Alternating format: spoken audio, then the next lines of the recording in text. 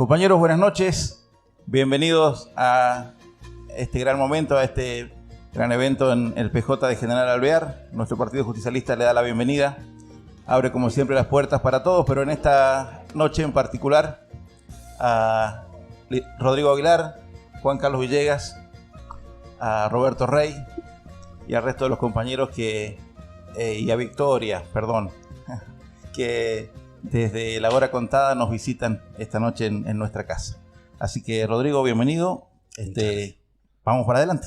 Dale.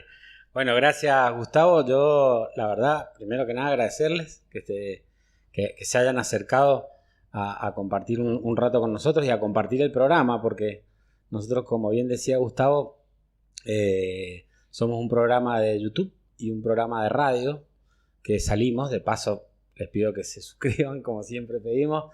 El canal se llama Zona Crítica Cuyo. Ahí ustedes nos encuentran. Ahí nosotros siempre estamos tratando de hacer estos encuentros, fundamentalmente. Encontrarnos con la gente, con los compañeros, con las compañeras, con el pueblo, porque nosotros nos consideramos un medio de comunicación popular con nuestras características y tratamos de compartir ideas, pensamientos y acciones, y somos peronistas. Creo que eso no le escapa a nadie. Por eso tan contentos de que Gustavo y ustedes nos reciban hoy acá, y agradecerles. Agradecerle también al promotor de la idea, que fue el Cacho Puertas, que está acá también con nosotros, que generosamente nos invitó. Así que, Gustavo, realmente, y felicitarlos por el partido, porque está hermoso y sabemos del esfuerzo que hacen. Bueno, muchas gracias. Yo también quiero, desde el afecto, agradecer profundamente la presencia del doctor Claudio Vázquez, que es nuestro candidato a intendente, que nos acompaña esta noche, de la compañera Roxana Escudero, nuestra legisladora. Perdonen que digamos nuestra, porque en realidad es de Alvear, entonces la sentimos como propia del justicialismo, pero también nuestra del departamento. Y del resto de los compañeros que nos están acompañando, como decíamos antes, especialmente el Cacho Puerta, que ha sido el vínculo para que ustedes puedan estar hoy acá, y que nos agradezcamos mutuamente. Cuando ustedes me agradecían el espacio, yo también les agradezco, y en nombre mío y de todo el partido, del consejo partidario, de los militantes, que ustedes hayan mirado a Alvear y hoy estén acá con nosotros. Bueno, Gustavo, gracias. Y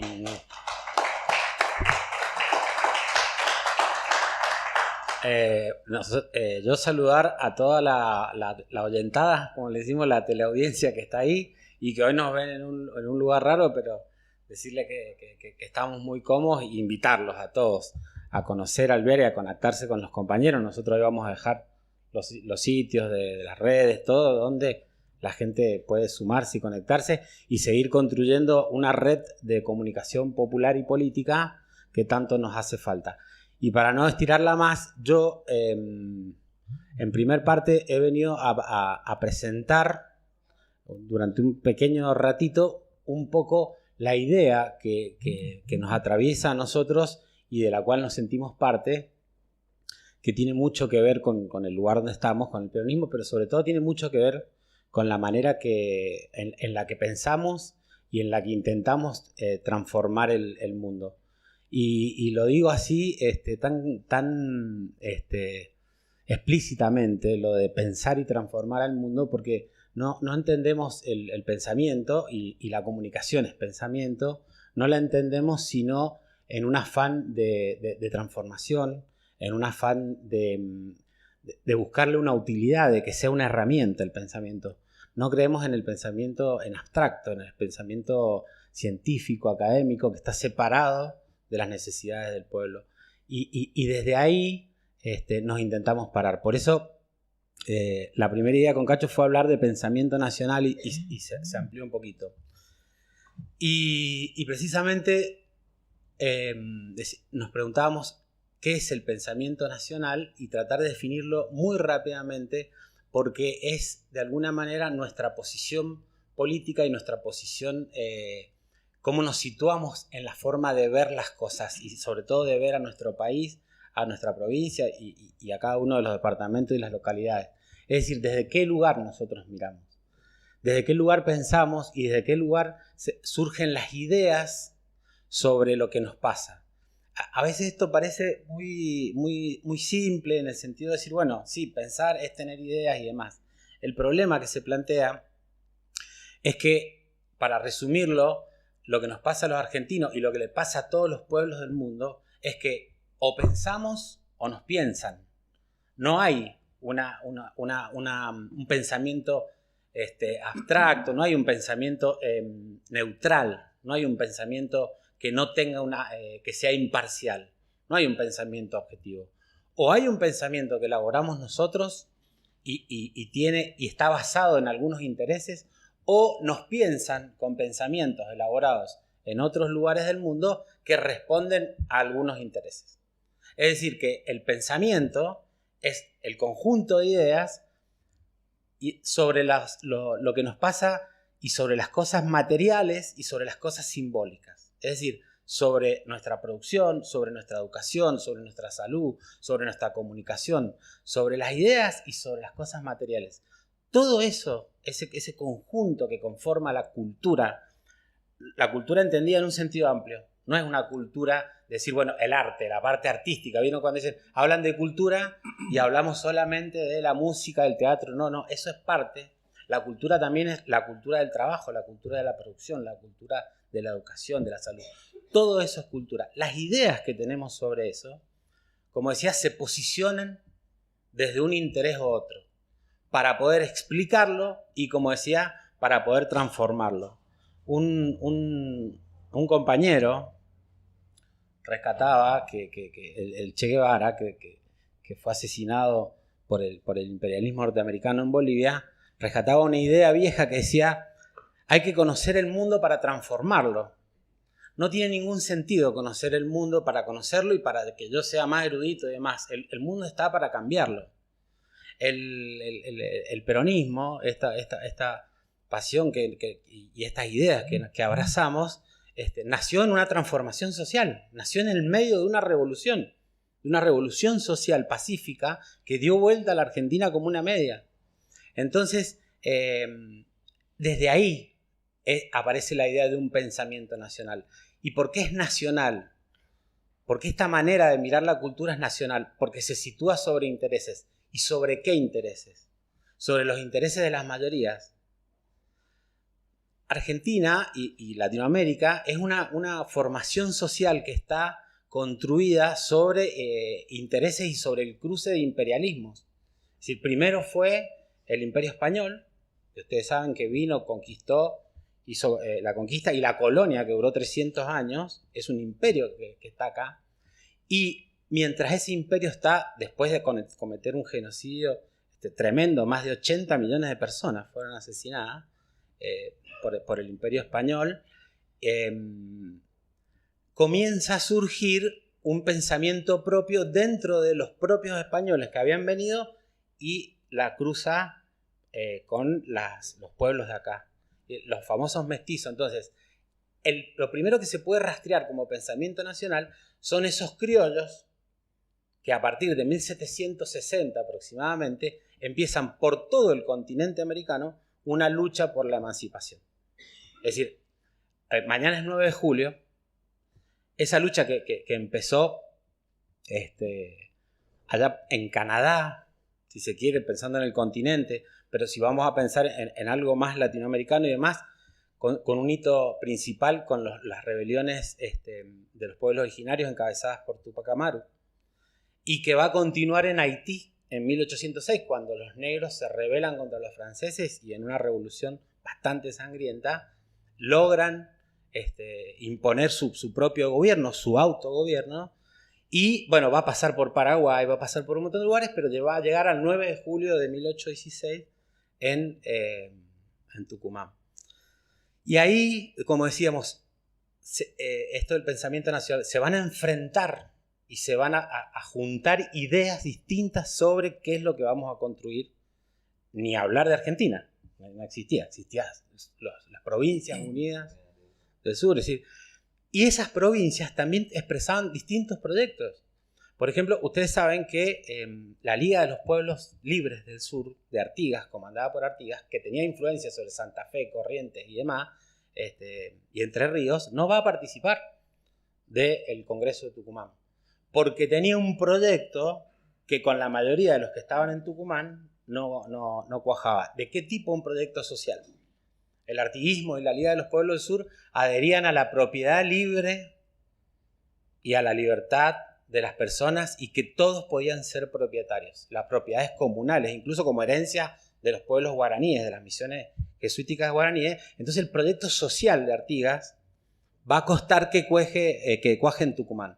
Los paraguayos que habían tenido una revolución tenían un resentimiento con los porteños porque no se olviden que cuando en 1810 se hace la Revolución de Mayo, Buenos Aires avanza sobre Paraguay.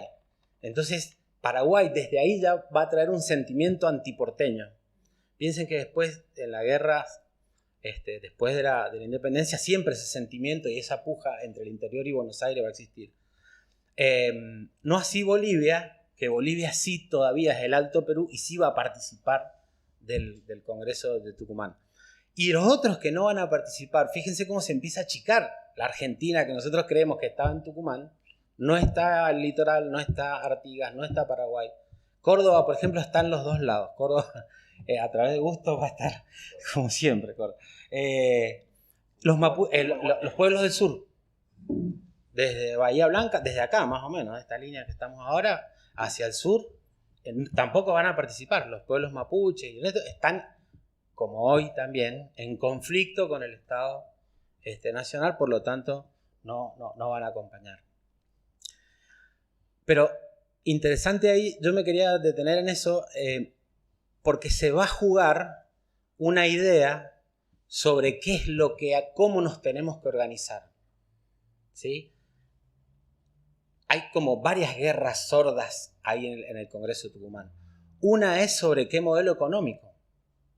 Ya ahí, en ese momento, hay planteos de o liberalizamos el comercio, auspiciado por los ingleses sobre todo, que lo que querían era el libre comercio, estaban en pleno apogeo de su primera revolución industrial, donde tenían que colocar sus productos en los mercados.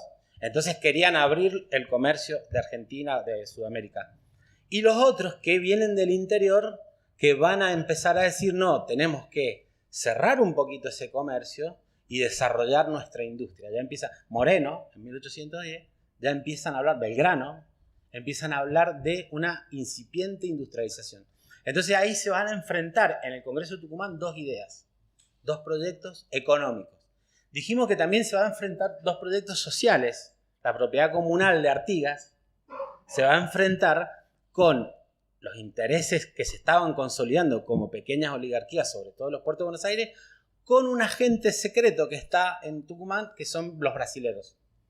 Los brasileros quieren al Uruguay como parte de su imperio y sobre todo de la facenda, de la parte más agrícola fuerte que podía desarrollar el imperio brasilero. Entonces van a hacer una maniobra y lo van a sacar a Artigas y a las ideas de Artigas del Congreso. Pero ese Congreso, que además de querer asumir una identidad nueva, ¿se acuerdan que San Martín le dice a Godoy Cruz, declaren la independencia de una vez porque me tengo que ir a hacer la guerra y no tengo país? ¿En nombre de quién? Entonces San Martín va a hacer ese planteo, les va a exigir que declaren la independencia, pero también la función del Congreso era armar una constitución, porque era armar un país, pero no lo pueden hacer. Los proyectos se enfrentan tanto, el proyecto económico, el proyecto social de Artigas, y un proyecto que es donde yo me quería detener, que auspiciado por Belgrano fundamentalmente, que está en el bando carlotista. El carlotismo es una maniobra de la princesa Carlota, la reina Carlota, que quería, como el rey Fernando VII estaba preso, un poco ella ser la nueva... Sí, dale. No sé si recuerdo mal, era una maniobra de los ingleses para poder entrar económicamente en Argentina. Exacto. Entonces era levantar a la reina Carlota, que tenía creo que 16 años, 15 años, manejando la edad, porque era la única persona que tenía validez, o sea, un título, o sea, que era emperadora. Lo que expresaba era la monarquía, una idea monárquica. Claro. Porque recién en 1853 con Perdón, sí. monárquica para sacar a los españoles del medio. Era un conflicto de imperios. Claro, pero ahí es donde yo quería llegar a la cuestión del pensamiento, porque Belgrano y San Martín, y dicen que también Güemes, retoman un proyecto que funciona como la famosa máscara de Fernando VII. Ustedes saben que la Revolución de Mayo se hace porque Fernando VII está preso de Napoleón y los gobiernos hacen una independencia jurando en nombre de Fernando VII que está preso. A eso le llaman la máscara de Fernando VII. Hay una máscara que se pone, los patriotas se van a poner una máscara para iniciar un proceso de emancipación y liberación. En el medio del Congreso aparece una nueva máscara, que es la que propone Belgrano, que es coronar un rey inca. Y se pudre todo. Hablando en criollo, cuando Belgrano plantea esto, San Martín se suma y Güemes se suma, se pudre todo porque hay un tipo que se llama Anchorena, de los Anchorena de Buenos Aires, que le escribe horrorizado a Rosas, que Rosas ya es fuerte en Buenos Aires, y le dice, van a ir a buscar un indio a la chichería. La chichería es el bar donde estaban borrachos. Entonces, como esa idea que tenían racista, discriminadora de los pueblos originarios, dice, estos están locos, quieren ir a buscar un rey a la chichería. Ese proyecto no va a funcionar, pero es muy interesante porque es la búsqueda de una identidad en la profundidad de la verdadera historia de América. Porque el imperio inca era el imperio que hacía 300 años había construido Machu Picchu, había llegado hasta Mendoza y había desarrollado la cultura en todo el norte y el centro en todo el sur y el centro de Sudamérica, una de las civilizaciones más grandes de su época. Y había sido conquistada y aniquilada prácticamente por los españoles. Uno de los hijos, uno de los descendientes de el que construyó Machu Picchu, que no me acuerdo el nombre ahora, que era del linaje de Tupac Amaru, es al que Belgrano le quiere entregar el poder. Es un hombre mayor ya, no tienen poder, pero hay una cuestión, hay una naciente idea de independencia. La máscara ya no es ni Carlota, ni el rey de Francia, que había unos profranceses que querían eso, ni tampoco la república, que no existía en las discusiones, la república. No existía la forma de gobierno. Entonces decían, una monarquía nuestra, basada en nuestras raíces. Entonces ahí, me parece a mí, no prospera el proyecto. Pero en ese momento tenemos un interesantísimo inicio. Y eso sería un génesis del pensamiento. Es una génesis del pensamiento nacional. Porque va a buscar en nuestro pasado y va a buscar, y en esto cierro esta parte porque es muy interesante, va a buscar en una forma de organización económica comunal, que es el Ayllu, que por ahí ahora lo podemos rastrear en algunas tradiciones que se están dando en el altiplano. El Ayllu es la propiedad comunal, donde caben todos, donde la comida es para todos, donde el imperio es para todos, donde la vida es para todos. Ellos quieren rescatar esa idea, ¿no? Fíjense que en 1853, en Caseros y en Pavón, esas ideas van a ser definitivamente derrotadas. Porque lo que sí gana en 1816 en el campo de batalla, gana San Martín, gana Bolívar, gana Sucre, ganan en echar a los españoles, o por lo menos sacarlos del poder, ¿no? Ese es el triunfo político. Pero no logra imponer y crear una nueva sociedad basada, por ejemplo, en esta conciencia que planteamos que Belgrano y San Martín traían de las ideas incaicas y demás. Más que nada es la idea propia, la idea de un pensar propio que surge desde acá, no traerlo. Rousseau, Descartes, todo eso traían la revolución desde Francia. Yo me paro ahí para decir esta parte y quiero pasar al peronismo y cerrar porque si no se hace larguísimo. Va a ser derrotada esa idea y Sarmiento y compañía van a crear un Estado nacional, pero van a imponer un modelo elitista para pocos, un modelo de exportador agrario donde se va a desarrollar los que tienen la tierra, los dueños de la tierra. Ahora eso se va a cruzar con la inmigración. Este proyecto triunfa en 1880, en 1900 la inmigración va a cuadruplicar la población argentina en menos de 10 años. De 2 millones pasamos a 10 millones de habitantes. Entonces eso provoca una explosión demográfica en las ciudades y provoca los famosos conventillos, la famosa amontonamiento, el hacinamiento y las migraciones del campo a la ciudad para contener esa oleada inmigratoria. Eso va a crear una efervescencia popular que va a ser de alguna manera capitaneada y aprovechada por el primer movimiento popular del siglo XX, que es el radicalismo irigoyenista. Va a lograr el poder, va a lograr la ley Sáenz Peña, va a lograr la ley Lainez, va a lograr la reforma educativa del 18, va a hacer grandes avances el radicalismo como movimiento popular. Pero las fuerzas del régimen que sostenían ese modelo agrario lo van a clausurar. Lo van a clausurar con el golpe de Estado del 6 de septiembre de 1930, con Uriburu al frente. Pero hay una cosa que es muy interesante que por ahí podemos ver.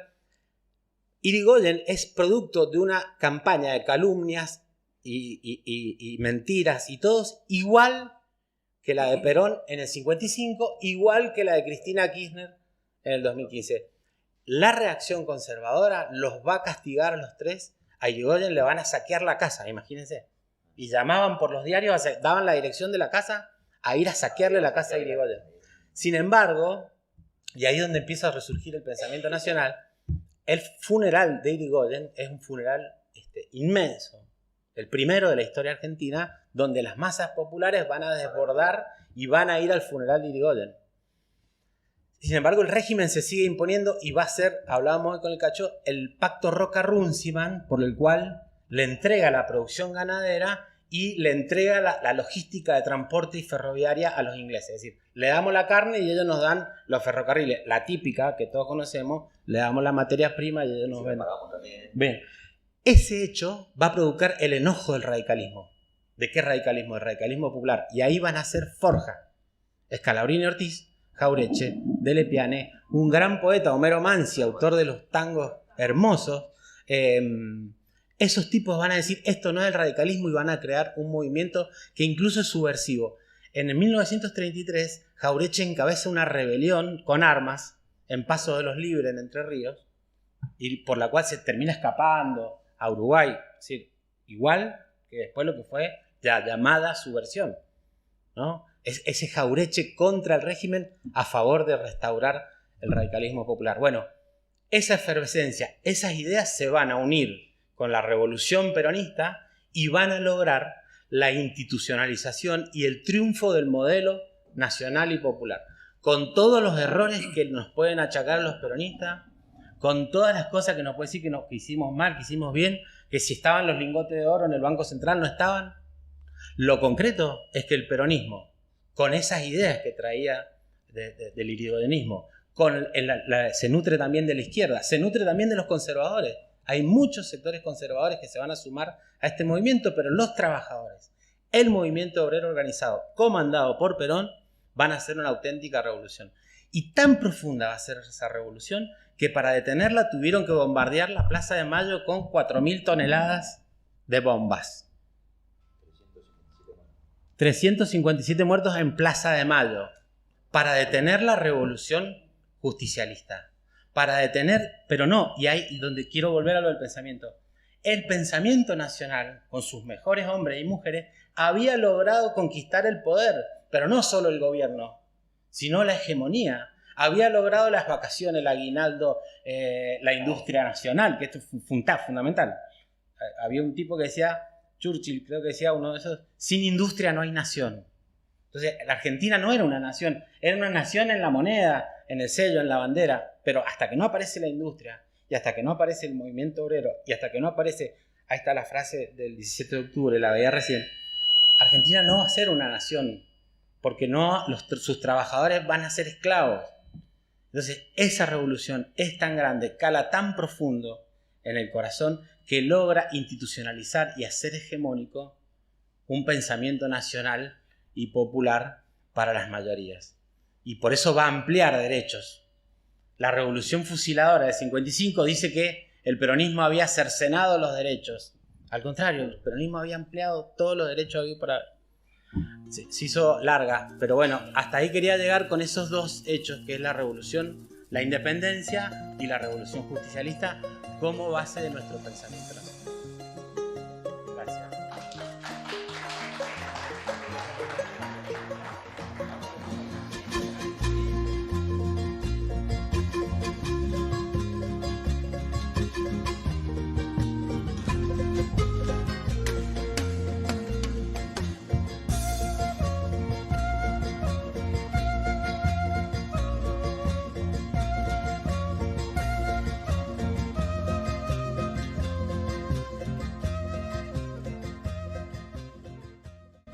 Muchas veces nos han consultado qué es lo que es el peronismo.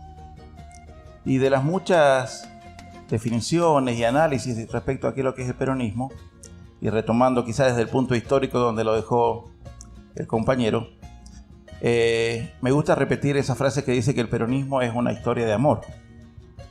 El peronismo es una historia de amor que nace como tal en aquel cruce de miradas entre Juan Domingo y Eva, cuando tras el terremoto de Caucete ellos se encuentran en un evento para recaudar fondos, y ahí comienza esa historia de amor que cambia la historia de la Argentina.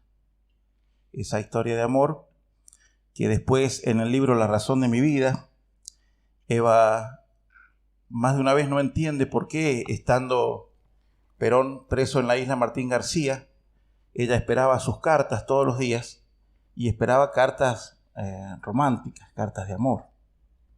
Sin embargo, ella en el libro explica que las cartas que le mandaba Perón le decían casi todos los días: cuidá a mis descamisados, y le mandaba mensajes para que ella transmitiera a los líderes y a los jefes de los grupos que acompañaban el incipiente peronismo. Y ella entonces, en La razón de mi vida, llega a un punto en que dice que tiene como una disyuntiva donde ella no se explica si ella ama a Perón porque Perón ama a su pueblo y ella también ama al pueblo, por eso ama a Perón, o es al revés. Y ese amor profundo de ella por ese hombre, por ese líder y por ese pueblo, un poco se confunde, como que no tiene un límite preciso donde termina el amor por el pueblo y el amor por ese hombre al que ella amaba. El origen mestizo de Perón también tiene algo que ver con todo esto, ese origen mestizo oculto por la historia, oculto inclusive por él mismo para poder crecer en su vida militar, que en aquellos tiempos era muy difícil de sostener. Y después el amor también manifestado en cada uno de los hechos del peronismo. El 17 de octubre como hecho político es también un acto profundo de amor del pueblo por su líder, aquel que les había dado derechos, que los había hecho aparecer desde el subsuelo de la patria y ser sujetos de derecho en todas las cosas. Ese amor que se manifiesta en cada una de las leyes que de ahí en adelante, estando en el poder, el gobierno peronista hace aparecer: el voto femenino, aguinaldo, vacaciones, todo lo que dijiste respecto al pueblo trabajador, todo el trabajo en la acción social, en el desarrollo social de la Argentina. Son cada uno de esos actos y eventos generados por un profundo amor. Inclusive después de la revolución libertadora o fusiladora, que nombrábamos recién como un acto de inicio, esos 18 años de proscripción de Perón, con un pueblo que seguía escuchándolo, ansiando estar con él, que a través de estas grabaciones que venían en las cintas grabadas con sus palabras, seguían escuchando lo que decía Perón, son también actos de amor. Aquel viejo bolero dicen que la distancia es el olvido. Sin embargo, en ese caso no se aplicaba, no servía, porque aún en la distancia, en el tiempo, no fue posible para el pueblo que amaba a Perón olvidarse de él, ni a Perón olvidarse de su pueblo. Por eso, Perón vuelve después de tantos años y sigue conduciendo a las masas populares. no por un carisma de liderazgo solamente, sino porque efectivamente el peronismo y este pensamiento nacional del que hablábamos estaba fundado en un profundo amor. Salía del corazón, era más que la búsqueda de un espacio, de un lugar o de una acción política. Y esto es lo que hace que Perón pueda volver. Yo recuerdo, quizás mis primeros recuerdos de niño, es las largas filas de compañeros, de personas, de argentinos, caminando al lado del cajón de Perón. Y mi casa convertida en un duelo. Era más que si se hubiera muerto un pariente. Verlo a Perón. Durante días y días la televisión transmitía en aquel blanco y negro en que había que más o menos buscar la imagen porque no se veía mucho, a las multitudes pasando a través, al lado del cajón de Perón para saludarlo. Eso no se volvió a vivir nunca más hasta el fallecimiento de Néstor, muchos años después, donde volvimos a sentir, ya no en lo que le pasaba a los otros, sino en lo personal, ese dolor profundo, igual que si hubiera fallecido un pariente. Pero tenía que ver con todo lo que, desde la acción de gobierno de ellos, también habían transformado en nuestras vidas, la vida de la Argentina, a través de ese pensamiento nacional, que, repito, es más que una cuestión política y tiene que ver con un sentimiento, tiene que ver con este amor al prójimo, amor al pueblo y amor del pueblo por sus líderes. Eso es en definitiva el peronismo. Y Perón, Evita, Néstor, Cristina nos han dado a nosotros hoy el legado de sostener ese mismo amor a través del tiempo, porque generacionalmente nos toca a nosotros hoy sostenerlo. Y si somos o decimos ser o queremos ser sus herederos en la política, no podemos generar acciones diferentes de lo que ellos nos enseñaron. Tenemos esa herencia y tenemos esa responsabilidad del peronismo. Históricamente en la Argentina ha habido 3 modelos económicos que se han podido desarrollar. Hay muchos modelos económicos teóricos, pero hay 3 que son el del liberalismo, el del desarrollismo y el del peronismo. El del liberalismo lo conocemos. El del desarrollismo habla de desarrollar el país, pero no habla de distribución de la riqueza y tiene que ver con Frondizi, con aquella época. Y el del peronismo que tiene que ver con, fundamentalmente, redistribuir las riquezas del país para que todos estemos bien, todos estemos mejor, todos crezcamos. El desarrollismo no es un punto intermedio entre el liberalismo y el peronismo, sino que es otra cosa. Entonces, cuando quizás si quisiéramos hacer un análisis económico de lo que está pasando hoy en el país y lo vemos muy parecido al desarrollismo, tenemos y asumimos la responsabilidad de convertir a nuestro país en un país peronista de nuevo. Y lo sentimos a como el pensamiento nacional, el de recuperar el amor que es la base del peronismo. Y volver a decir a nuestros compañeros, el peronismo no se basa en la pelea por un cargo, no se basa en la pelea por mejorar nuestra situación económica personal o cualquiera de nuestras situaciones personales, sino que si entendemos el peronismo profundamente, el peronismo sigue siendo, como fue desde su origen, como fue en su historia, como fue en la presencia, en la ausencia, en la distancia, en la cercanía, una historia de amor. Y aspiramos a que ese sea el origen del pensamiento nacional.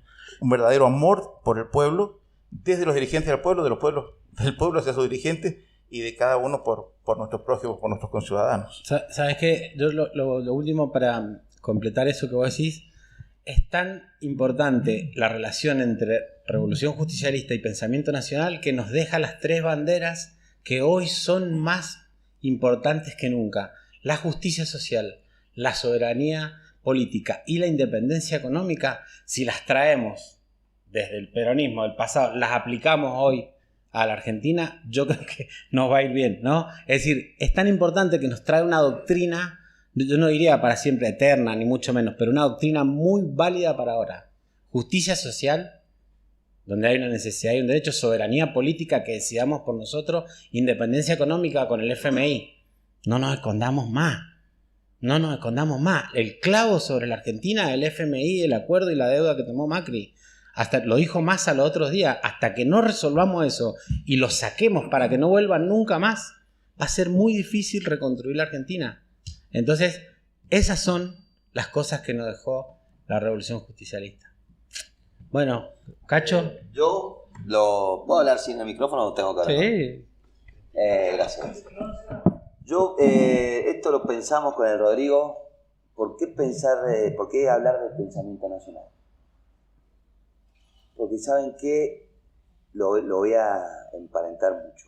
Nosotros siempre estamos hablando de defender al pobre, de ayudar al pobre, de generarle conciencia al pobre. Esto del pensamiento nacional es una generación de conciencia nacional, ¿sí? Y que nosotros tenemos una franja en la población que hicimos un pésimo trabajo. Hicimos un pésimo trabajo en la década ganada. ¿Y cuál fue ese pésimo trabajo? Que no le generamos conciencia a las clases medias, ¿sí? Nosotros siempre hablamos de generarle conciencia a las clases bajas. Las clases bajas tienen conciencia de que nacen y tienen pensamiento nacional porque no tienen otra. Pero nosotros le dimos un montón de herramientas a las clases medias, las cuales las clases medias nos abandonaron. Entonces, políticamente, estamos errando algo. Por eso es hablar de pensamiento nacional. Por eso es hablar de generar conciencia de lo nuestro, de tener una identidad propia, ¿sí? Y no que nos sigan dividiendo, como lo han hecho y han sido ganando siempre los mismos. Porque ¿a quién gana en este juego en el cual nos salvamos cada uno y sacamos una foto con el pobre que queda bien? Venimos perdiendo elecciones olímpicamente y sistemáticamente. Entonces esto es lo del pensamiento nacional, y acá el pensamiento alvearense, que eso es lo que creo que tenemos que generar nosotros acá en Alvear. Una identidad de peronistas alvearenses. Una identidad de alvearense con conciencia social. ¿Sí? No solamente somos peronistas porque estamos al lado de los pobres, sino porque somos peronistas porque muchos acá hemos sido privilegiados de poder haber estudiado, de poder haber trabajado, de poder tener una mediana vida, buena vida, y eso lo tenemos que trasladar a los que no los tienen. Eso es estar con los pobres, no sacarse una foto. Y eso le vamos a estar generando conciencia a nosotros mismos, que nosotros nos creemos que somos el jamón del medio, pero no hacemos nada.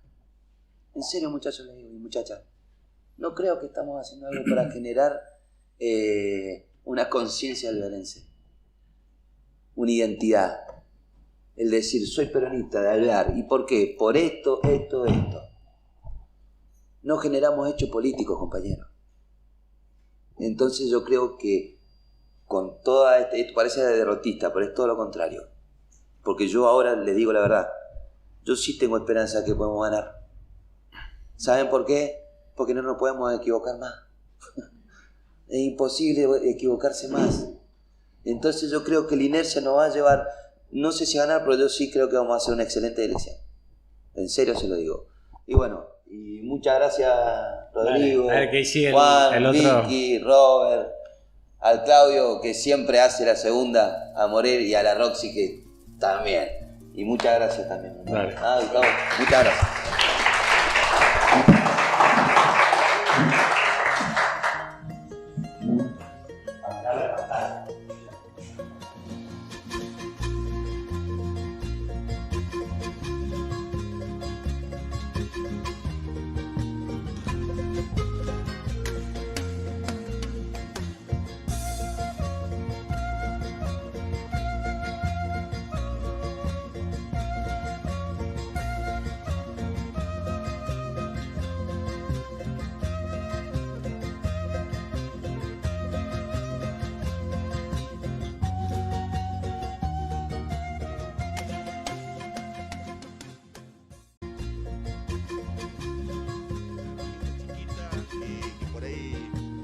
De arena, pero lo hacemos con mucho amor y con la gran convicción de que este proyecto va a crecer, a lo mejor en otros proyectos también comunicacionales que entendemos que son necesarios en este momento. No puede ser que el poder económico, el poder político que hoy gobierna Mendoza no permita la expresión o tenga comprado mediante paute, mediante otros acuerdos quizás, a quienes después nos dicen qué tenemos que pensar o qué se puede decir y qué no se puede decir en Mendoza. Y bueno, esto es un pequeño acto de rebeldía que nosotros intentamos construir a través del programa de radio, La Hora Contada Radio, que sale todos los lunes a las 21 por Radio Nacional Mendoza Aquino, y por La Hora Contada TV, que es un estreno, digamos, ya llevamos 8 programas con en el cual intentamos discutir ese relato oficial que hoy tenemos en Mendoza, que nos dice que hoy en Mendoza tenemos un modelo de gobierno que es a imitar en todo el país, que aparentemente sería muy exitoso, que nos ha traído múltiples beneficios a los mendocinos y a las mendocinas,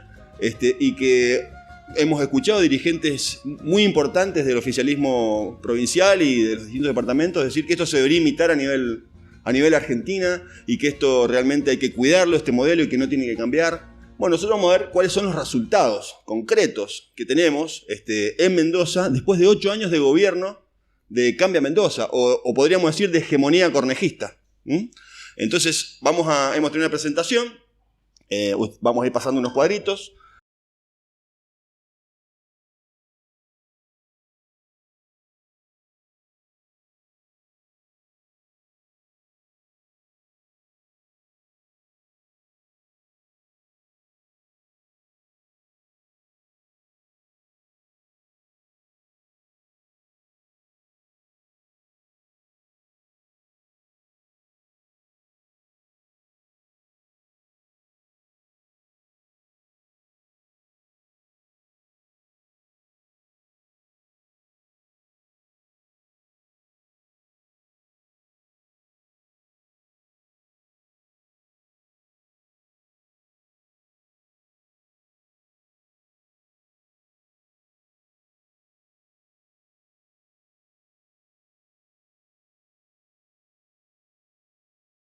Bueno, lo que vamos a ir viendo es, como decía, esos resultados que nos han dejado estos 8 años de gobierno de Cornejo y Suárez en nuestra provincia, desde lo económico, desde el mundo del trabajo, desde los indicadores sociales, desde la inversión, desde la recaudación de los recursos provinciales, desde la inversión en salud, en seguridad, en educación. Concreto, esto es una síntesis de los distintos informes que hemos ido presentando a lo largo de los distintos programas. Nos parecía importante traer esa síntesis, ya cuando se active vamos a ir pasando, ahora con más cuidado.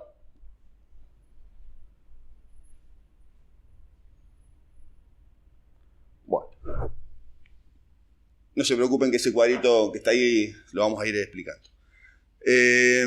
Básicamente, lo que decimos es, ante ese relato oficialista de que está todo bien en Mendoza y que este modelo es un modelo a imitar, nosotros vamos a mostrar los datos que este mismo gobierno provincial produce a través de su organismo de estadísticas, la DEIE, de la Dirección de Investigaciones Económicas y Estadísticas de la provincia, donde nos muestran que este mismo gobierno nos dice a través de su estadística todo lo contrario.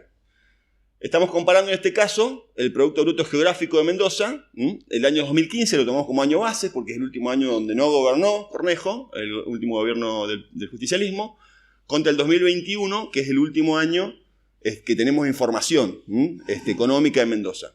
Básicamente lo que ustedes están viendo ahí es que lo que se ha producido en Mendoza en lo económico no es ninguna novedad, pero es una caída. Mendoza tiene menos riqueza ahora, ¿no?, que cuando empezó Cornejo. Y esa caída es muy importante. Ustedes ven un numerito ahí que es el 3,3%, si se ve ahí a lo lejos, el 3,3% más chico en números totales, pero que si lo llevamos al Producto Bruto Geográfico per cápita, o sea, la riqueza producida por habitante, sabemos que la población crece, la riqueza producida baja, la caída es ya del 10% hacia el 2021. Esto lo vamos a expresar, lo van a ver más claro en este gráfico, que viene este gráfico siguiente. No es que lo invertí el gráfico, no es que se me ha dado vuelta. Esa es la variación económica, ¿no? La variación del Producto Bruto Geográfico acumulada contra el 2015. El 2015 el año cero. Y ustedes ven que siempre va para abajo la economía de Mendoza, ¿no? El pico por ahí es el año de la pandemia, pero después del 2021 vemos esa barrita lila que está al final, es la caída del Producto Bruto Geográfico per cápita mendocino. Esto va a tener múltiples incidencias, pero antes les voy a mostrar otra cosa. Miren lo que les voy a mostrar ahora. ¿Saben lo que es esto? Todo para arriba son los 10 años de peronismo, los 8 años de peronismo. ¿Ven? Todo para arriba. El azul es el Producto Bruto Geográfico total, cómo fue creciendo desde el 2007 al 2015, y lo otro es el per cápita, un poquito menos, pero siempre creciendo. La economía provincial, cuando Celso Jaque, que estuvo acá ayer, si no tengo mal entendido, miren ustedes cómo empezó a crecer la economía mendocina con Celso Jaque. En los primeros 4 años son los Celso, y después lo acompañó Paco Pérez en los siguientes 4 años. Tenemos una diferencia importante para mostrar. No coincide esto con el relato oficialista de que en Mendoza está todo bien y que este gobierno hace todo bien. He mostrado 2 gráficos, uno está dado vuelta y el otro está para arriba, ¿no? Bueno, el crecimiento de la economía lo produjo el peronismo en Mendoza, no lo produjo el gobierno de Cornejo, por mucho que nos quieran decir. Esto que ven ahí, ese cuadro grandísimo, son las tasas de desocupación en Mendoza, en Argentina, en San Juan, en San Luis y en Cuyo. Lo que queremos mostrar básicamente, Mendoza partió del 2015 con una tasa de desocupación. Esta caída económica tiene un correlato, que es el crecimiento de la desocupación. No se preocupen, esto es para la TV, se va a ver más claro, pero lo que arrancamos con una tasa de desocupación en Mendoza en el 2015, que rondaba en el tercer trimestre, el último mes, era el 3,10% y a nivel país era el 5,9%. Terminamos rondando el 6% a nivel provincial, o sea, con una desocupación que crece, lo vamos a mostrar más claramente. Acá estamos viendo más claro, más sintetizado las tasas de desocupación promedio anual. Vamos a poner mucha énfasis en el tema del empleo porque es fundamental, digamos. Un gobierno que gobierna y genera desocupación y que no crea empleo es un gobierno que gobierna mal. Lo pongamos como lo pongamos, lo miremos como lo miremos, ¿no? Bueno, ustedes van a ver que en Mendoza la tasa promedio de desocupación del año 2015 había sido el 3,43, terminó siendo el 5,60. En Mendoza, ese número rojo que está al final, la última barrita, creció el 2,17% la desocupación en promedio, cuando en Argentina creció el 0,3%, creció más que en el país, y mientras en San Juan cayó el 2,88%. Es decir, en Mendoza el problema de desocupación, acá lo vemos más claro todavía, el problema de desocupación es un problema local, un problema de nuestra provincia, generado durante el gobierno de la hegemonía cornejista, ¿no? Acá vemos más claridad. Nosotros decimos que en el año 2017 estamos tomando ya un año interno del gobierno, el segundo año del gobierno de Came Mendoza. Pasamos de tener 16.000 desocupados en promedio en el año a tener 29.500 en el año 2022. En Mendoza aumentamos en promedio 13.500 personas, en la cantidad de desocupados. Estamos hablando acá del Gran Mendoza, que es lo que nos entrega el INDEC, ¿no? Pero fíjense esta diferencia. En Mendoza la cantidad de personas desocupadas entre el año 2017 y el 2022 creció el 84%, pero en el país cayó. En el país tenemos menos desocupados. El gobierno nacional ha logrado bajar la desocupación. No, estamos comparando datos oficiales generados durante el gobierno de Mauricio Macri y generados durante este gobierno, En San Juan también cayó. En Mendoza hemos tenido un crecimiento importante de la desocupación. Mendoza aportaba en el 2017, del total de las personas desocupadas del país, aportaba el 1,52%. En el 2022 ya aporta el doble. ¿Qué quiere decir esto? Que la desocupación en el país se ha venido de alguna manera controlando en los últimos años, sin embargo en nuestra provincia no. Eso es algo fundamental porque ahora en Mendoza aportamos más desocupados al país que el resto del... Esta sería la gráfica, ¿no es cierto? Este era el porcentaje de desocupados, el azulcito, el celestito, el que aportaba en el 2017.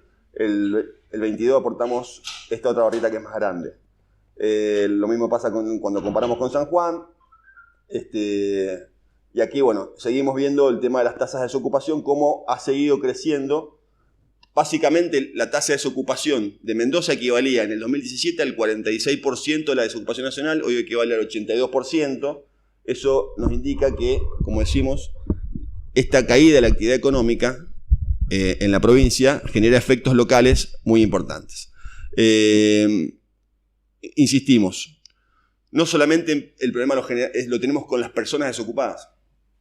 El problema de la desocupación, ocasionado por un modelo de desarrollo económico provincial que no existe o que no funciona, pero que nos quieren vender que sí, ha generado que no solamente ha crecido la desocupación, en la provincia también creció la subocupación y la cantidad de personas ocupadas que demandan empleo. Es decir, personas que teniendo trabajo salen a buscar más trabajo. Pero ¿crece en Mendoza y crece lo mismo en el país? No, crece más en Mendoza, mucho más en Mendoza que en el resto del país. Mendoza aportaba en el año 2016 más o menos el 2% de los subocupados y más o menos el 2% de los ocupados demandantes. Actualmente aporta entre el 5 y el 6%, o sea, se triplicó, ¿no? Se triplicó la participación de subocupados y ocupados demandantes de nuestra provincia en el total del país. Seguimos con el tema del empleo. Este cuadrito es muy importante.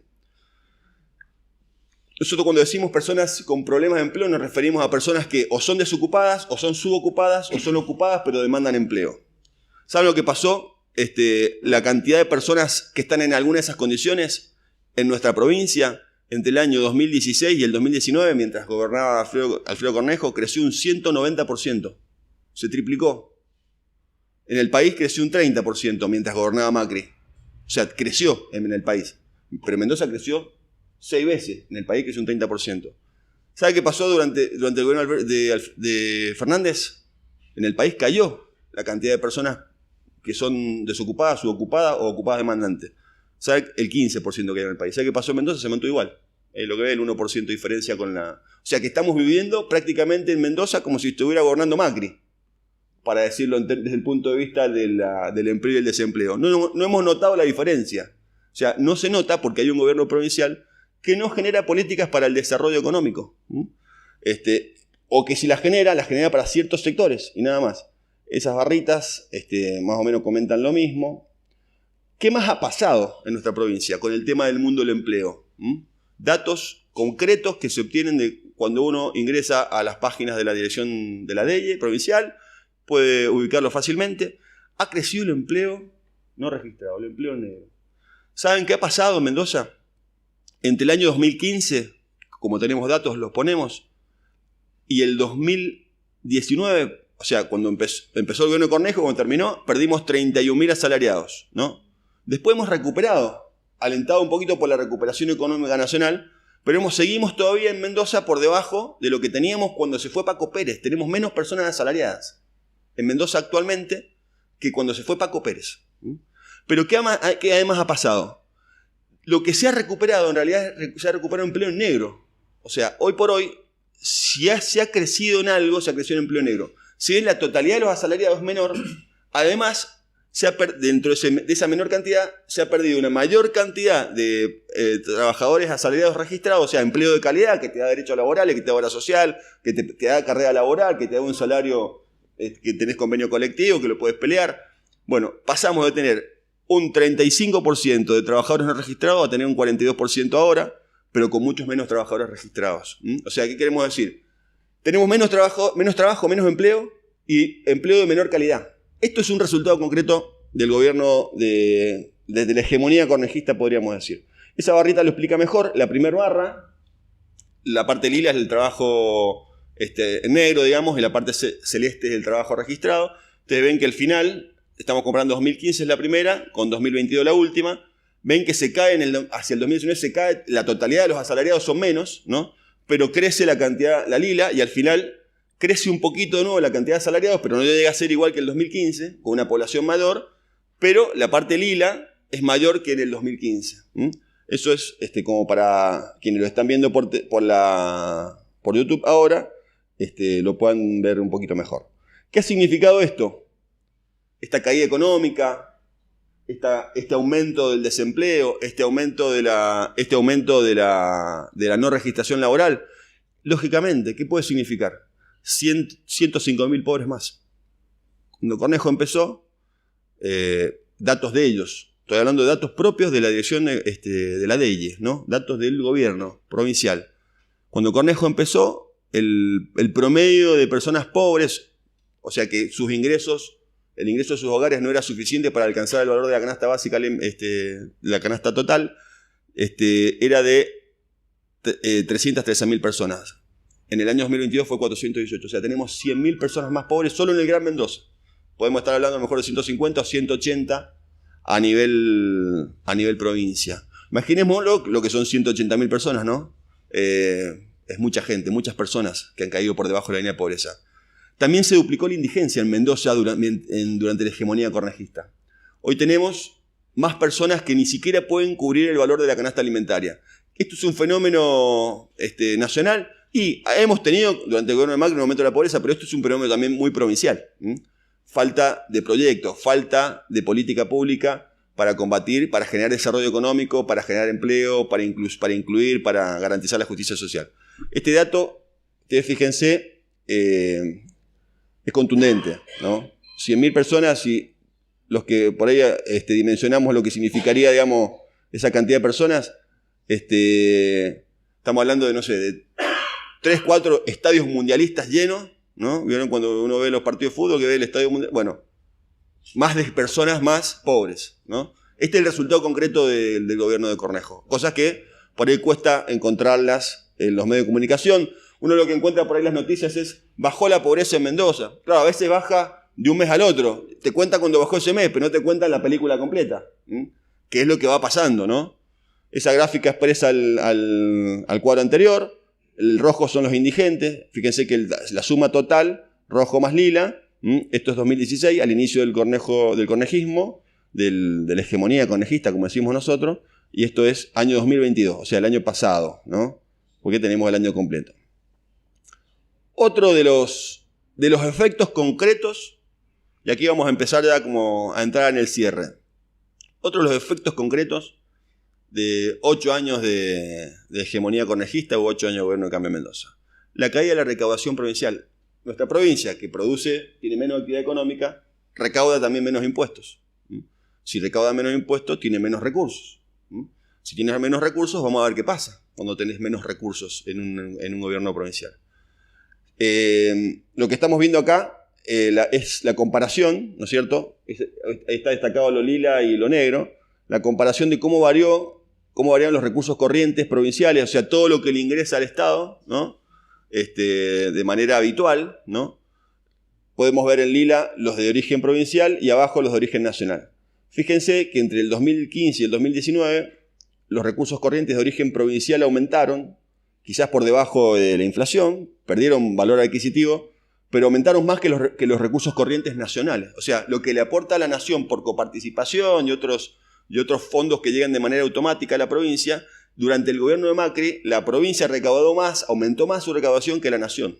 Pero ahí no escuchamos a los dirigentes de Cambia Mendoza quejarse de los problemas que le ocasionaba que la nación fuera gobernada por determinado sistema, ¿no?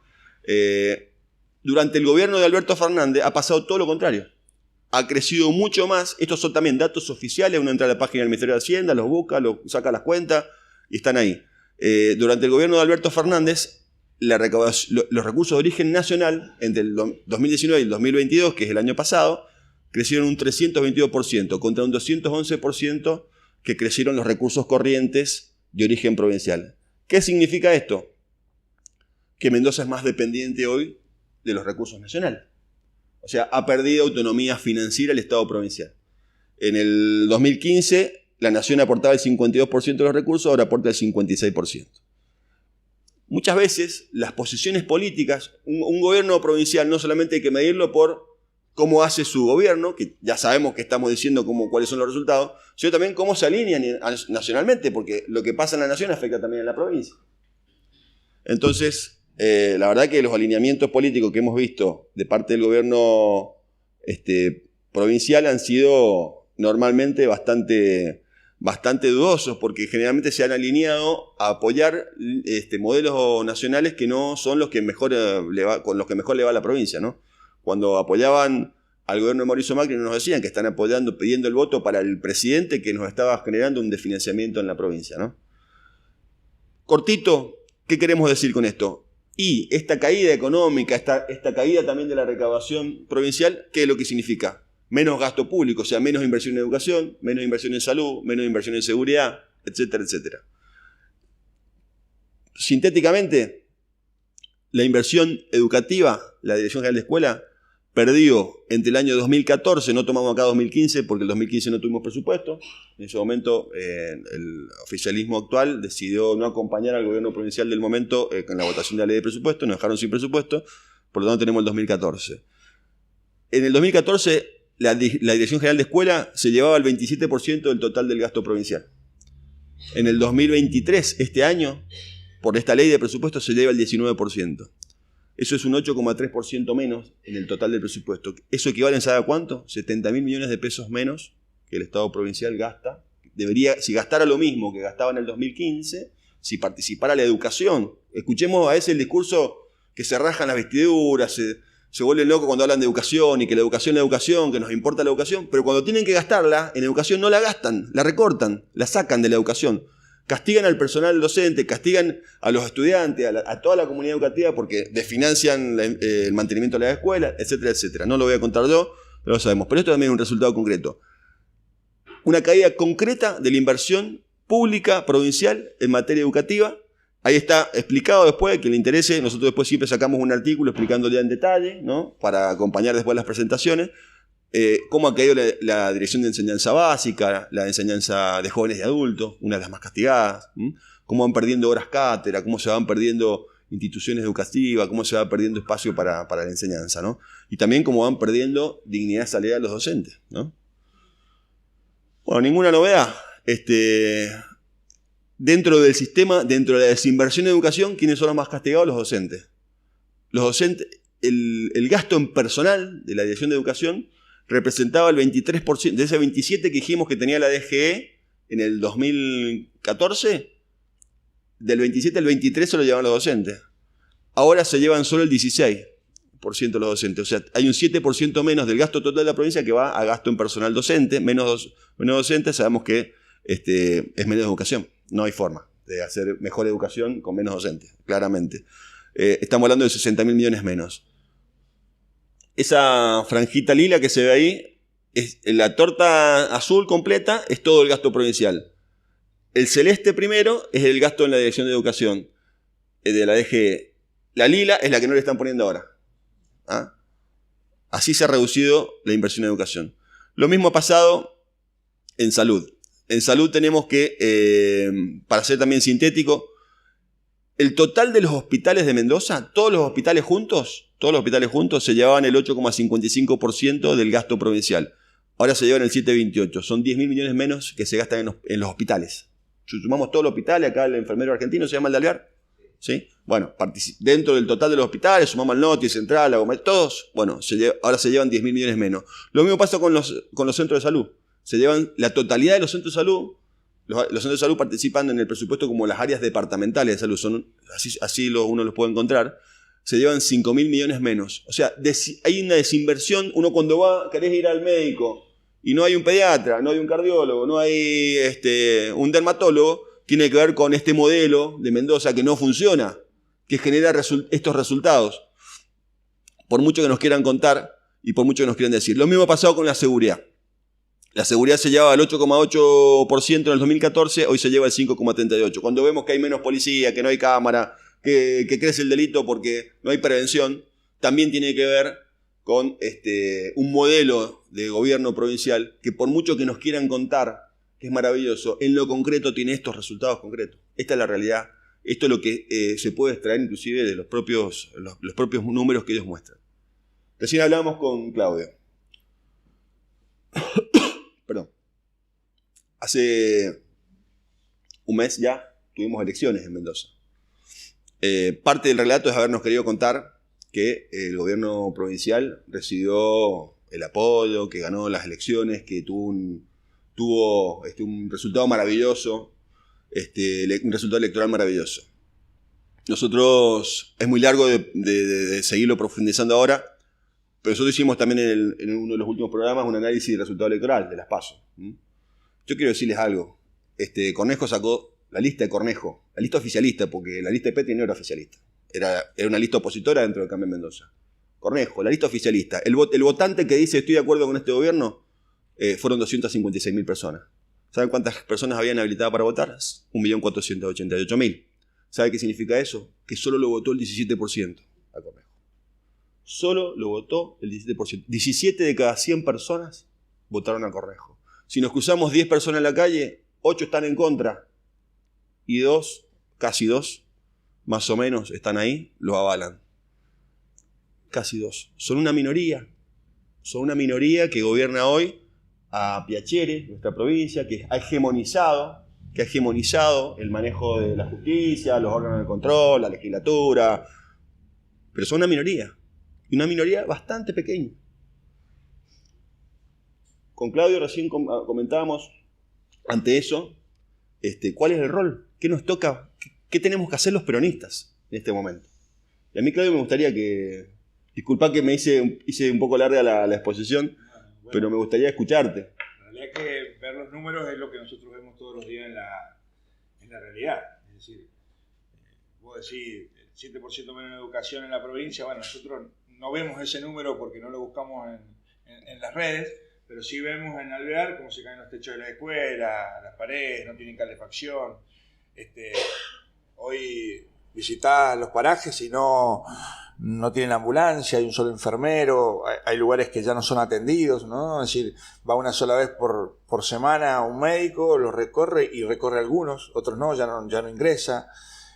Cuando hablas del presupuesto que es lo que se ha disminuido en seguridad o en la prevención de seguridad, y nosotros nos damos cuenta, el aumento de los delitos debido a la no prevención, instalación de cámaras que no funcionan porque los sistemas no vienen completos, no tienen el dinero, esto es normal, traen móviles y no tienen choferes porque no quieren incorporar policías. Nosotros aquí en Mendoza, en General Alvear, tuvimos 30 egresados de la escuela, 6-7 meses ociosos en sus casas, casi depresivos porque estudiaron para ser policías y no los contrataban como policías. Lo dije, que si no lo contrataba, lo contratara la municipalidad para hacer seguridad. Es decir, en realidad todos estos números que vos das, nosotros los vemos en la realidad. Quienes quizás en Mendoza, una ciudad tan grande, todos los departamentos conglomerados, es más difícil, pero aquí en Alvear, que estamos retirados y nos conocemos, no todos, pero sí lo vemos constantemente, gracias a Dios todavía, si bien los medios están hegemonizados, se les escapa todavía y logramos conocer las realidades, nos cuentan los medios, pero bueno, no sé hasta cuándo, porque la verdad que en estas elecciones que acabas de decir, que en estos números que vos das también de las elecciones, son parte de lo que está pasando. La gente no elige el gobierno actual por lo que está pasando, lo ve. Lo que pasa es que esto que vos arrancaste al principio que me contabas, o que nos contaste a todos, tienen el poder de comunicación contratado, y si no hacemos esto que estás haciendo vos, que es tratar de colaborar con la comunicación y contarle a la gente lo que está pasando en realidad, nos venden un buzón. ¿Sí? Nos dicen que está todo perfecto, que la seguridad está bárbara, que el índice de delito ha caído, que la cantidad de detenidos ha aumentado, que hay mayores condenas en seguridad, o nos dicen que el nivel de educación, nos venden unos exámenes de los colegios fabulosos de lectura, pero no nos muestran la realidad que se están cayendo pedazos las escuelas. ¿Sí? Que la nación tiene que traer ambulancias a General Alvear. Te cuento algo, aquí en Alvear, en esto que vos hablas de salud, que es tan importante, tenemos un hospital, un muy lindo hospital, que hace 3 años están haciendo la guardia. 3 años, no 3 meses, 3 años. Y todos los años lo incorporan en el presupuesto y no lo terminan. Es decir, ahí está la disminución, ¿no? Y nos venden otra cosa, tan bárbaros. La Nación nos trajo un tomógrafo importantísimo, modernísimo, no sé si el más moderno de Mendoza, y no lo están haciendo funcionar, y está instalado y todo, ¿no? No sé qué, digo, no tienen dinero para pagar a alguien que lo maneje. Mientras tanto, sí, en estos otros números que vos dabas, que yo creo que son números dados por la provincia, incorporan personal, ya no saben dónde meterlo. En un hospital incorporan trabajadores de otra institución del Estado porque no tienen lugar donde ponerlos. Hoy en Alvear, el mayor generador de empleo no es el privado, es el Estado. La municipalidad colapsada, Iscamén colapsado, el hospital colapsado. Es decir, indudablemente esos números seguramente son ciertos, pero no están divididos en el generador de empleo. Aquí en Alvear por lo menos sucede eso, ¿no? Y no se han preocupado, nos dicen, bueno, el agro es el 4%, en Mendoza el agro genera el 4% del empleo. Bueno, ya estamos viendo que nos quieren sacar la matriz productiva. Bueno, si genera el 4% y hemos vivido muy bien durante muchos años con el 4% que nos genera el trabajo del agro, y sigamos, aumentemos el agro, démosle el 5%, invertamos en eso para que pueda generar más, sea más generador de empleo, más generador de ingresos por cápita y demás para Mendoza, y no tratar de decirnos solamente el 4%. Yo los escuchaba, ¿no? A Cornejo ahora en la campaña, y a sus candidatos aquí en Alvear Y yo los miro y cuando uno los escucha, trata de analizar y dice, algo está pasando acá atrás de este discurso, ¿no? De sacarnos todo esto porque nos van a traer a lo que Mendoza no quiere, que es la minería. Nos están diciendo, y bueno, la escuela ahí no tenemos recaudación, los impuestos son bajos, el agro no anda, nos tapan y atrás de eso viene la falta de agua, la preparación del agua para la minería, bueno, estas cosas que los números no nos dejan ver, y quizás estos números que vos nos das, nosotros los vemos en la realidad, que en realidad. Los vemos a la vuelta de la esquina. Hoy las empresas que construyen para el Estado un barrio de 85 viviendas, el 90% de sus empleos están en negro. No lo podemos creer. El Estado, que es la que genera ese empleo, frente a con una licitación, tiene los trabajadores no registrados, cuando debería ser al revés, ¿no? Hoy en Alvear, esto que vos hablas de subempleo, o de empleo no registrado es altísimo, y los empresarios, oligarcas o que nos quieren hacer creer otra realidad y que están mal y que sin embargo se van al exterior y gastan dólares que nos hacen falta, no registran a sus empleados. Y no solo no los registran, la realidad es que les pagan el 50% de su valor, es decir, se ahorran como empresarios el 50% de lo que deberían pagar más lo que deberían pagar en impuestos, en la obra social, en los aportes para su jubilación, en la RT. Es decir, bueno, estos números que vos nos has dado, nosotros los vemos a la vuelta de la esquina todos los días, ¿no? Y en esto de que hice un análisis completo para llevarte al final, esto de que solamente casi 2 mendocinos eligen al gobierno actual y lo están viendo. Lo que pasa es que, bueno, la transmisión de la comunicación nos cuentan otra realidad que no es cierta. Nos cuentan una realidad que han sacado el 50% de los votos, el 48%, y que son ganadores y que ya están puestos, y esto no es una realidad. Hoy estamos frente a una crisis importante a nivel nacional, pero la hemos podido, crisis en cuanto a la inflación, y la hemos podido sostener, y yo creo que hoy con esta alternativa de nuestro ministro de Economía como futuro presidente de la Argentina, es una gran posibilidad de estabilizarnos como país y volver a ese crecimiento que tuvimos con muy baja inflación, ¿no? Así que bueno, espero no haberlos cansado un poquito, por ahí me voy en palabras. Yo la verdad que claramente los números a veces inclusive ocultan cosas, ni siquiera muestran toda la realidad, simplemente es una manera más de poder ver cómo es la realidad actual de la provincia. Pero Claudio, hay otra situación también. Hoy parece ser que esta hegemonía cornejista que no ha llevado a estos resultados lo hubiese sostenido solo Cornejo desde el principio, y que parece ser que hay gente que participó de la fundación de la alianza, que después fue gobierno y que aprobó todas las leyes y que acompañó todas las políticas de gobierno de Alfredo Cornejo, hoy fuera en la oposición. ¿Vos cómo lo ves eso? Sí, bueno, la verdad que te da para pensar, ¿no? No sé si no es una estrategia, porque tenemos otra cuestión también que lo debemos pensar. Esta pseudodivisión, porque han sido lo mismo durante 7 años o más. Es un plan estratégico para gobernar juntos y hoy separarse.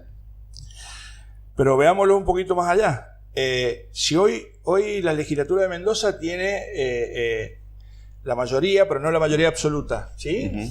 Por lo tanto, para modificar la Constitución o para solicitar endeudarse, solicitar créditos o la refinanciación de esos créditos, necesita la mayoría absoluta. No llegan. Esta división, que yo creo que es mentirosa, de que están peleados y que se dice un montón de cosas, va a lograr quizás que logren una mayoría, porque después de las elecciones se pueden juntar. ¿Y qué va a pasar? Va a pasar que con esa mayoría, de vuelta juntos, nos van a modificar la Constitución y nos vamos a convertir en un Jujuy. ¿Sí? No solo en un Jujuy de manifestaciones, de corte de ruta, de violencia, sino también en la minería. Nos van a extraer nuestra riqueza más, lo que más valoramos, que es el medio ambiente, no el medio ambiente, el ambiente. Hoy nos decía Celso, no es el medio ambiente, es el ambiente completo, ¿no? Con la extracción que no se recupera, no se vuelve al estado anterior. Entonces, creo que son más de lo mismo. aquí en Alvear por lo menos se mostró, ¿no? Ellos, los números daban lo mismo que daban en Mendoza, ¿no? Es decir, al separarse le restó un poco de votos, que fueron los votos que fueron a De Marchi aquí en Alvear, a su candidato o a sus candidatos, pero yo pienso igual, lo que se dice, ¿no? Esto es que hoy se pelean, pero mañana van a volver a estar juntos, y son vienen de lo mismo. Han estado juntos, han sido parte de todo este proceso. Se han votado las leyes y nos querían convencer a nuestros legisladores de que modificar la Constitución era bueno. Los dos juntos, ¿no? Eso, los legisladores de Cambiar Mendoza, que eran de Marchi y de Cornejo, y juntos iban en bloque al peronismo a convencer de que la reforma de la Constitución era buena, diciéndonos que, vendiendo para afuera, que es bueno la unicameralidad para que haya menos legisladores y menos gasto, que es bueno porque la Constitución es vieja, que es bueno, pero atrás de eso viene lo que está pasando en Jujuy. Esto es claro, es un calco, ¿no? Es una copia. Lo que pasa es que, bueno, algunos números nos les han dado, principalmente en esta elección, y se les complicó un poquito, ¿no? Tal cual. Mendoza hoy necesita una alternativa, claramente. Esto que cuenta bien Claudio, que hemos podido mostrar también con los números, está claro que hay un modelo agotado. Está claro que la salida de esta situación no la va a garantizar quienes fueron los partícipes necesarios de que esto fuera hoy como es. Y está claro también que esa alternativa tiene que nacer del peronismo. Están haciendo, van camino, hay de dónde conseguir votos. El 100% de las personas habilitadas a votar fue a votar el 66%, el 33% no fue. De cada 3 personas que nos encontramos, una no fue a votar. Además, el 12% votó en blanco o anuló. Casi de cada 2 personas, una o votó en blanco, anuló o no fue a votar en esta elección.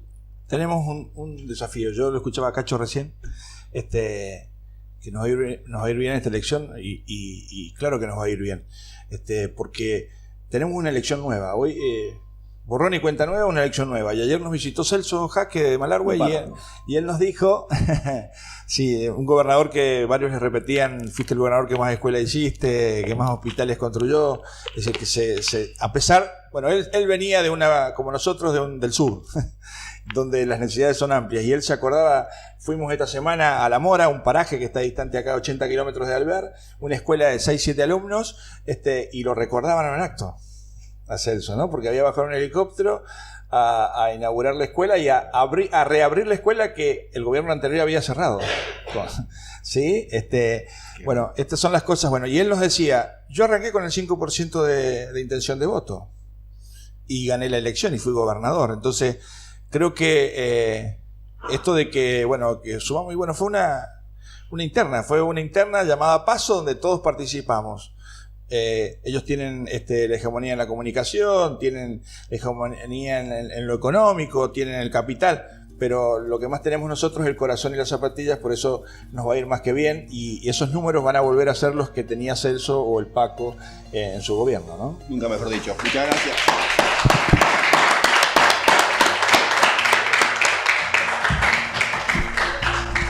Bueno, mientras se van acomodando, nosotros les vamos a pedir un favor, los que puedan. Saquen YouTube y se suscriben al canal. Ese es el precio. No se puede ir si no. La salida a la gorra. En YouTube, el canal se llama Zona Crítica Cuyo. Y en Facebook se llama Zona Crítica. Y hay una botellita. Ahí nos siguen, ahí se suscriben y